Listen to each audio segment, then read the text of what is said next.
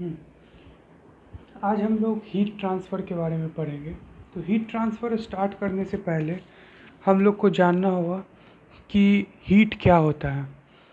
तो हीट को डिफ़ाइन करने के लिए हम लोग सिंपली कहते हैं कि heat is a form of energy which flows due to temperature difference. मतलब जहाँ पे भी टेम्परेचर डिफरेंस होगा वहाँ पे हीट फ्लो करेगा from higher temperature to lower temperature. और heat energy generally heat is a form of energy है। तो एनर्जी दो तरह का होता है, एनर्जी इन स्टोरेज और एनर्जी इन ट्रांजिट।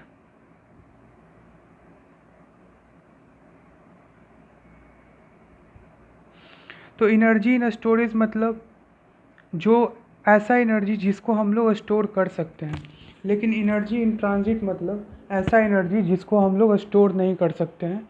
इसको हम लोग जनरली बाउंड्री पे देखते हैं। बाउंड्री मतलब कि मान लीजिए कोई सिस्टम है, ठीक है, सिस्टम v वेलोसिटी से मूव कर रहा है और कुछ हाइट पे है रेफरेंस लेवल से, ठीक।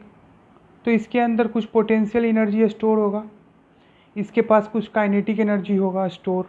तो ये सब स्टोर एनर्जी में आता है। लेकिन अगर मान लीजिए सिस्टम का टेम्परेचर Ti है और बाहर का टेम्परेचर T इन्फिनिटी है, तो इन दोनों के बीच में हीट ट्रांसफ़र होगा। तो ये जो हीट होगा ये हम लोग को सरफेस पे दिखता है। मतलब हीट जो है बाउंड्री फेनोमेना है। तो हम लोग हीट को इसमें लाते हैं, इसमें गिना जाता है। तो हम लोग क्या सीखे, heat is a form of energy which is in transit. अब हम लोग का आता है कि हीट हम लोग थर्मोडायनेमिक्स में पढ़ चुके थे, तो फिर दोबारा यहाँ पे क्यों पढ़ रहे हैं हीट ट्रांसफ़र में। तो थर्मोडायनेमिक्स में जब हम लोग हीट के बारे में पढ़ रहे थे, तब हम लोग थर्मोडायनेमिक्स का मेन कारण क्या, मेन डीलिंग क्या होता है, किसी भी दो इक्विलिब्रियम स्टेट के बीच में कोई एक रिवर्सिबल प्रोसेस होता है और इन दोनों के बीच में कितना हीट ट्रांसफ़र या कितना वर्क ट्रांसफ़र होगा वो निकालना। तो हम लोग इसमें टोटल हीट के बारे में जानते थे या निकालते थे। लेकिन अब हम लोगों को हीट ट्रांसफ़र में अगर 1 से 2 में जा रहा है तो किस रेट से हीट ट्रांसफ़र हो रहा है। थर्मोडायनेमिक्स में रेट के बारे में नहीं पढ़ते थे, क्योंकि जैसे ही रेट आता है तो वैसे ही टाइम को कंसीडर किया जाता है। रेट मतलब विथ रिस्पेक्ट टू टाइम। मतलब मान लीजिए हीट दिया हुआ है 10 जूल, तो 10 जूल मतलब 10 जूल। और अगर इसी को जूल पर सेकेंड मतलब 1 सेकेंड में 10 जूल ट्रांसफ़र हो रहा है, तो यहाँ पे टाइम कंसिडरेशन में आ गया। तो जैसे ही किसी चीज़ में टाइम को कंसिडरेशन में लेते हैं तो वो प्रोसेस नॉन इक्विलिब्रियम प्रोसेस हो जाता है। तो हम लोग इसलिए हीट ट्रांसफ़र में पढ़ते हैं रेट ऑफ हीट के बारे में, जो कि नॉन इक्विलिब्रियम स्टेट या फिर नॉन इक्विलिब्रियम प्रोसेस होता है, उसके बारे में भी हीट ट्रांसफ़र किस रेट से हो रहा है वो बताता है। अब हम लोग आते हैं असली हीट ट्रांसफ़र क्या है उसके बारे में। ये तो जान लिए हीट क्या है। हीट को थर्मोडायनेमिक्स में भी पढ़ते हैं, हीट ट्रांसफ़र में भी पढ़ते हैं, दोनों जगह क्यों पढ़ते हैं। अब हम लोग का आता है हीट ट्रांसफ़र स्टार्ट हो करते हैं। तो हीट ट्रांसफ़र जनरली 3 मोड होता है हीट ट्रांसफ़र का। पहला होता है कंडक्शन, दूसरा होता है कन्वेक्शन और तीसरा होता है रेडिएशन, ठीक।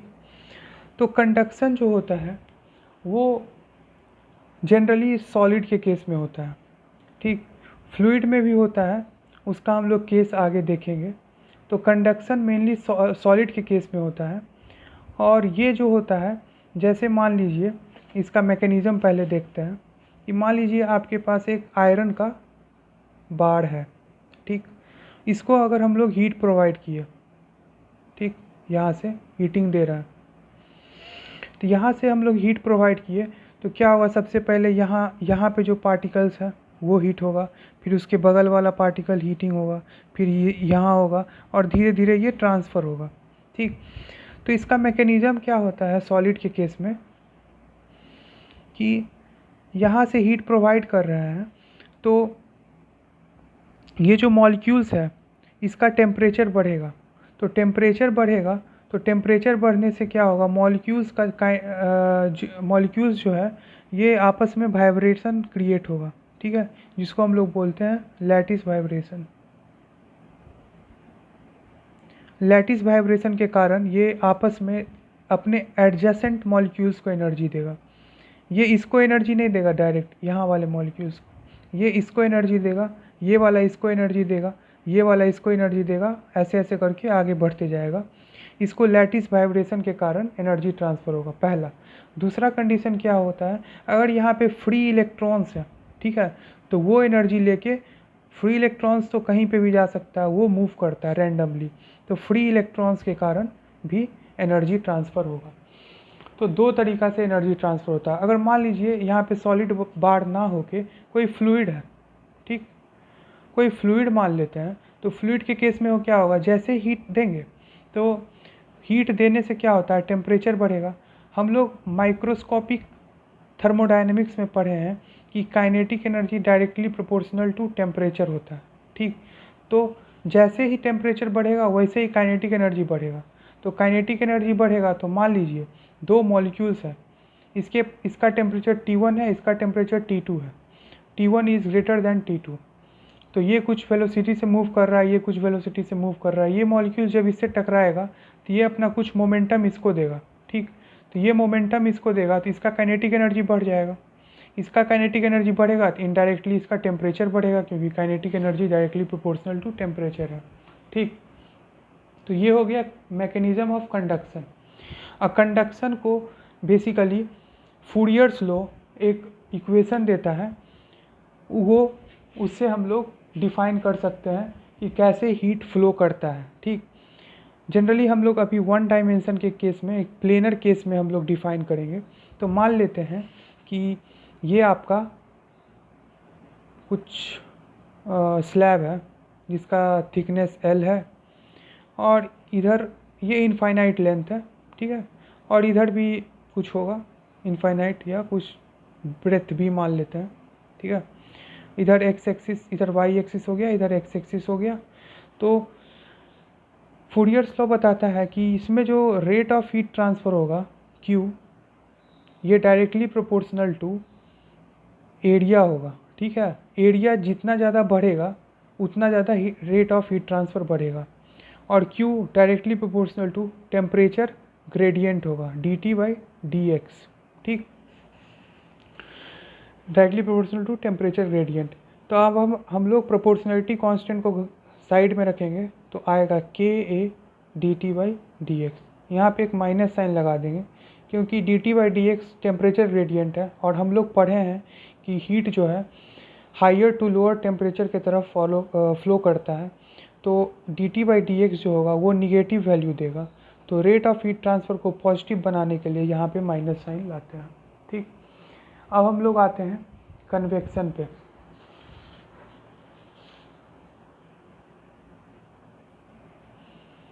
कन्वेक्शन जो है वो second types of mode of heat transfer है, जिसमें क्या होता है, इसको ऐसे डिफ़ाइन किया जाता है, ये हमेशा एक सॉलिड सरफेस होगा और एक फ्लूइड होगा। ठीक है, फ्लूइड फ्लो करेगा कुछ वेलोसिटी से, मान लेते हैं u इन्फिनिटी, जिसको हम लोग फ्री स्ट्रीम वेलोसिटी भी बोलते हैं, और जिसका टेम्परेचर T इन्फिनिटी मान लेते हैं सरफेस का टेम्परेचर Ts है और Ts greater than T infinity है। तो फ्लूइड इस पर फ्लो करेगा, तो जो सरफेस जो है ये ज़्यादा टेम्परेचर का है, तो ये जाहिर सी बात है इससे हीट ट्रांसफ़र होगा फ्लूइड के तरफ, और फ्लूइड का टेम्परेचर इंक्रीज़ होगा। ठीक, तो जैसे मान लीजिए गंगा नदी है, ठीक है, गंगा नदी के ज़मीन को हीट कर दिए, ठीक है, नीचे जो सैंड है उसको हीट प्रोवाइड कर रहे हैं किसी भी तरह से। तो रिवर तो फ्लो कर रही है, तो हीट प्रोवाइड किए, तो क्या ऐसा है कि अगर हम लोग हीट प्रोवाइड करेंगे, तो मान लीजिए गंगा नदी ऐसे है, इस 100 मीटर गहराई में हीट प्रोवाइड कर रहा है, तो ज़रूरी थोड़ी ना है कि ये टॉप सरफेस जो होगा ये भी गर्म हो जाएगा, इसका भी टेम्परेचर इंक्रीज होगा, ज़रूरी नहीं है। क्या होता है जब हम लोग हीट प्रोवाइड करते हैं तो कुछ ही हाइट तक हीटिंग का इफ़ेक्ट होता है, ठीक है। और ये मोशन में कुछ ही हाइट तक हीटिंग का इफ़ेक्ट होता है, इसी को हम लोग कन्वेक्शन बोलते हैं। अब इसका मैकेनिज़्म समझेंगे। जैसे हम लोग कंडक्शन का मैकेनिज़्म समझे, सॉलिड के केस में लैटिस वाइब्रेशन और फ्री इलेक्ट्रॉन के कारण होता है, फ्लूइड के केस में मोमेंटम ट्रांसफ़र के कारण होता है। उसी तरह से कन्वेक्शन का मैकेनिज़्म अब हम लोग समझेंगे। कन्वेक्शन के केस में क्या होता है, मान लीजिए ये सॉलिड सरफेस है, इस पर फ्लूइड फ्लो कर रही है, ठीक। तो हम लोग फ्लूइड मैकेनिक्स में नो स्लिप कंडीशन के बारे में पढ़े हैं। नो स्लिप कंडीशन वो होता है, मान लीजिए ये सरफेस है, सरफेस पे के जो कांटेक्ट में फ्लूइड पार्टिकल्स होगा, ठीक है, ये जो कांटेक्ट में होगा इसका वेलोसिटी और सरफेस का वेलोसिटी सेम होगा, डायरेक्शन प्लस मैग्नीट्यूड। इसी को नो स्लिप कंडीशन बोलते हैं। इस केस में सरफेस रेस्ट में है तो ये भी रेस्ट में होगा, इसके ऊपर कुछ और वेलोसिटी होगा, इसके ऊपर थोड़ा ज़्यादा होगा, इसके ऊपर थोड़ा ज़्यादा होगा। ये फ्लूइड मैकेनिक्स में हम लोग पढ़े हैं। और बाउंड्री लेयर का कॉन्सेप्ट यहीं से आता है फ्लूइड मैकेनिक्स में। इसका वेलोसिटी प्रोफाइल कुछ इस तरह से होगा, ठीक है। मान लीजिए ये y है, डायरेक्शन है, ये x है, u equal to u y हो गया, ठीक। तो उसी तरह से टेम्परेचर का भी कुछ ऐसे ही होगा, क्योंकि यहाँ से हीटिंग प्रोवाइड हो रहा है, हीट सोर्स यहाँ है। जैसे आग लगा हुआ है, तो आग लगा हुआ है तो उसके नज़दीक में ज़्यादा हीटिंग का इफेक्ट आएगा, उससे दूर जाएंगे तो कम आएगा। वैसा ही यहाँ पे हम लोग को देखने को मिलेगा। तो यहाँ पे हम लोग देखेंगे कि जैसे जैसे हम लोग ऊपर जाएंगे वैसे वैसे टेम्परेचर डिक्रीज़ होगा। तो कैसे डिक्रीज़ होगा, तो इसके लिए हम लोग को मैकेनिज़्म जानना होगा। मैकेनिज़्म कुछ इस तरह से है।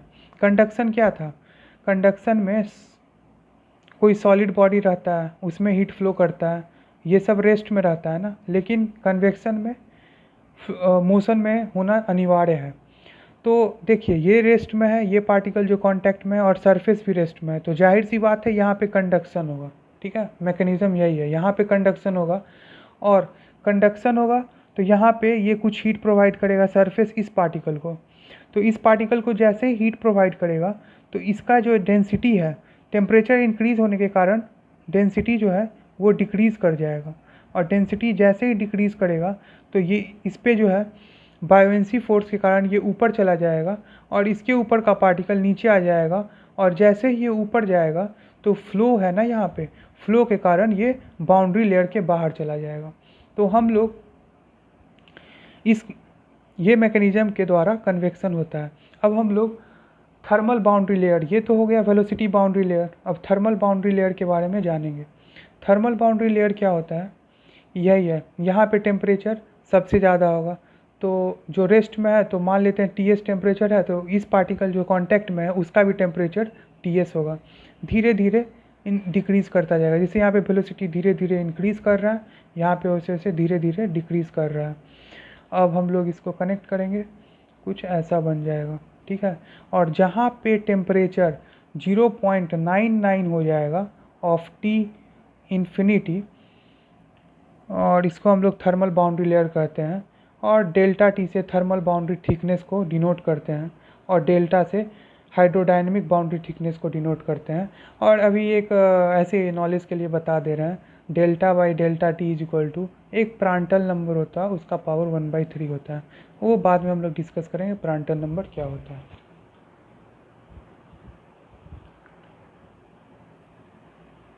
और जैसे हम लोग कंडक्शन में पढ़े थे गवर्निंग लॉ फूरियर्स लॉ था, उसी तरह कन्वेक्शन में governing law Newton's laws of cooling है, ठीक। न्यूटन्स लॉज ऑफ कूलिंग ये क्या बताता है कि जो रेट ऑफ हीट ट्रांसफ़र होगा सरफेस से इस फ्लूइड के तरफ, वो डायरेक्टली प्रोपोर्शनल टू एरिया होगा। ये एरिया जिस पे फ्लूइड फ्लो कर रही है, ठीक है।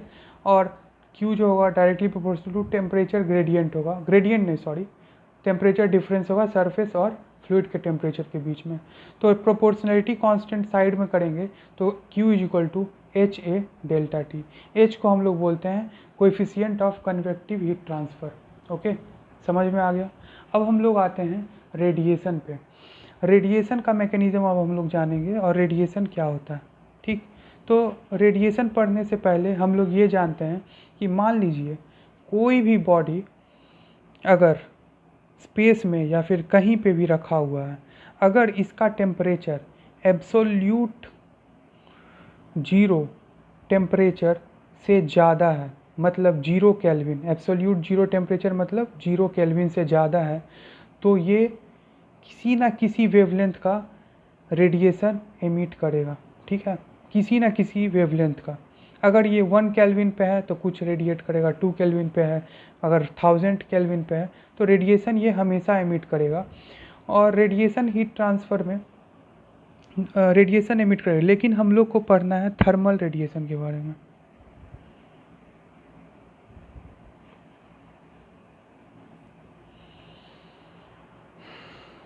तो थर्मल रेडिएशन क्या होता है? ये रेडिएशन का ही पार्ट है। ठीक है, तो जब जो वेवलेंथ होता है वो 0.1 से 100 माइक्रोमीटर के बीच में आता है रेडिएशन का, तो उसको हम लोग थर्मल रेडिएशन के नाम से जानते हैं। और ये जो रेडिएशन एमिट होता है वो इलेक्ट्रोमैग्नेटिक वेव के फॉर्म में होता है, जिसके कारण से वो उसको मीडियम नहीं चाहिए रेडिएशन के लिए। अब देखिए रेडिएशन का कॉन्सेप्ट आया कहाँ से। ये बेसिक एक ऐसे ही मान लीजिए बताने के लिए कि मान लीजिए आप आग लगाए, ठीक है, विंटर का सीज़न है, आग लगाए, यहाँ पे आप खड़े हैं, ठीक है, आग का तपन कर रहे हैं, तो आग लगाए, तो देखिए आपका शरीर यहाँ गर्म हुआ, ठीक है, और आग गर्म है, आपका शरीर भी गर्म है। लेकिन अगर कोई आदमी 20 से पास करता है और अगर कोई वही आदमी अगर आपका शरीर को छूता है, तो ये पाया गया है कि जो बीच का एयर जो रहता है ना, वो नहीं हीट होता है उतना जितना आपका बॉडी हीट हो जाता है। तो इसका मतलब क्या हुआ कि जो यहाँ से हीट ट्रांसफ़र हो रहा है तो वो तो हवा के कन्वेक्शन के द्वारा होगा, लेकिन यहाँ पे देखा गया एक्सपेरिमेंट में कि ये हीट नहीं हो रहा है, आपका बॉडी ज़्यादा हीट हो रहा है, मतलब कोई और नया तरह का हीट ट्रांसफ़र हो रहा है, यहीं से ईजाद हुआ रेडिएशन का। दूसरा ये है कि मान लीजिए आप रूम में एक बल्ब लगा दिए, ठीक है, बल्ब, इसका टेम्परेचर मान लीजिए 1000 केल्विन है और रूम का टेम्परेचर 27 डिग्री सेल्सियस है और बीच में कुछ हवा नहीं है, कुछ नहीं, पूरा वैक्यूम है, ठीक है, तब भी कुछ समय बाद देखा गया कि इस बल्ब का टेम्परेचर डाउन हो रहा है। तो मतलब एक्सपेरिमेंट के द्वारा देखा गया, पाया गया कि यहाँ पे कुछ हीट ट्रांसफ़र हो रहा है बिना मीडियम का, तब यहाँ से कॉन्सेप्ट आया रेडिएशन का। जैसे हम लोग कंडक्शन में फूरियर्स लॉ को इंट्रोड्यूस किए थे, कन्वेक्शन में न्यूटन्स लॉज ऑफ कूलिंग को इंट्रोड्यूस किए थे, अब हम लोग उसी तरह से रेडिएशन में एक स्टीफन बोल्ट्जमैन इक्वेशन को इंट्रोड्यूस करेंगे, जो कि एनर्जी ऑफ रेडिएशन एमिटेड को फाइंड आउट करने में मदद करता है। तो एनर्जी ऑफ रेडिएशन एमिटेड जो होता है डायरेक्टली प्रोपोर्शनल टू एरिया होता है, E directly proportional to T का पावर 4 होता है। ये एक्सपेरिमेंटल है, डाटा है, बाद में हम लोग प्रूविंग इसका बताएंगे। तो देखा गया E is equal to sigma A T to the power 4, sigma Stefan Boltzmann constant होता है और सिग्मा का value 5.67 into 10 to the power -8 होता है। और इसका जो यूनिट है वो आप यहाँ से निकाल सकते हैं, देखिए निकाल सकते हैं यहाँ से आप watt per metre square kelvin to the power 4, ठीक है। अब हम लोग एक नया कॉन्सेप्ट के बारे में पढ़ेंगे। हम लोग अभी तक पढ़ लिए कंडक्शन क्या है, उसका मैकेनिज़्म क्या है, कन्वेक्शन क्या है, उसका मैकेनिज़्म क्या है, रेडिएशन और उसका मैकेनिज़्म के बारे में देख लिए।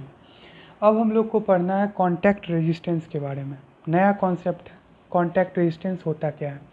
तो मान लीजिए, ठीक है, आपके पास कोई मटेरियल है, स्लैब मान लेते हैं, थिकनेस T1 का है, ठीक है, और इसके बगल में दूसरा मटेरियल है, मटेरियल 1, मटेरियल 2, इसका थिकनेस T2 है, ठीक।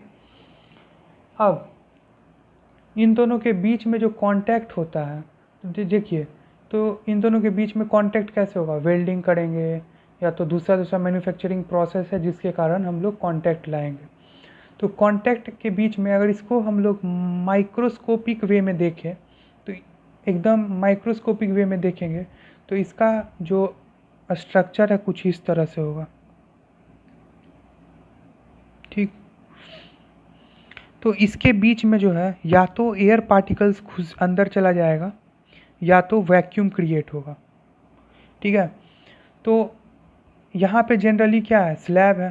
तो स्लैब के केस में क्या होगा, अभी आप लोग को पता है तीन तरह का होता है, कंडक्शन, कन्वेक्शन एंड रेडिएशन। ठीक है। तो यहाँ पे सॉलिड है प्लस कन्वेक्शन का तो कोई गुंजाइश नहीं है, क्योंकि ऐसे ही पहचानना है आप लोगों को, क्योंकि यहाँ पे कोई फ्लूइड नहीं है, ना ही मोशन है फ्लूइड का, रेडिएशन का भी गुंजाइश नहीं है। तो यहाँ पे सिर्फ कंडक्शन होगा। तो मान लेते हैं क्यू हीट जा रहा है और क्यू हीट निकल रहा है, स्टेडी स्टेट है। स्टेडी स्टेट मतलब जितना अंदर आएगा उतना बाहर जाएगा। तो यहाँ पे मान लीजिए टेम्परेचर T1 है, यहाँ पे टेम्परेचर T2 है। ठीक है। तो फूरियर्स लॉ क्या बताता है, Q is equal to minus K A del T T by D X, यही बताता है ना। तो इसको हम लोग कैसे लिख सकते हैं, डी टी क्या है, टेम्परेचर ग्रेडियंट है, D T by D x. तो T1 है, T1 से T2 गया, ठीक है। और ये डी एक्स क्या है, T1 प्लस T2। तो इसको हम लोग लिख सकते हैं minus K A T1 minus T2 by T1 plus T2। ये थिकनेस है, कंफ्यूज नहीं होएगा, ये टेम्परेचर है, ये थिकनेस है। ठीक है। तो आइडियल केस में हम लोग अगर Q निकालेंगे तो ये आ जाएगा, और यहाँ का टेम्परेचर जो है वो T3 मान लेते हैं, और T3 जो है इन दोनों पार्टिकल को मान लेते हैं, यहाँ पे सेक्शन ड्रॉ करते हैं, अलग अलग करते हैं। तो T3 जो टेम्परेचर है यहाँ पे इस फर्स्ट स्लैब का